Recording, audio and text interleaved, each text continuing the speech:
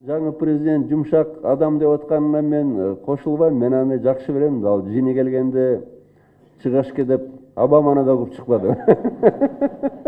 Ошондуктан ал жини келсе ал мындай. I appreciate the tenor of the conversations. I think the year, and I look forward to continuing this dialogue in the months. Чыгашке барай. Чыгашке. Чыгашке. Бузуруктар кандайсыңар? Ден соолуктарыңар жакшыбы? Бир чогулуп отура албай койдук го деги. Бир аш кылып отуруп, бир чер жазып, хахатеп отурсак жакшы болмок деп күлкүнү да сагындым. Качан чогулабыз?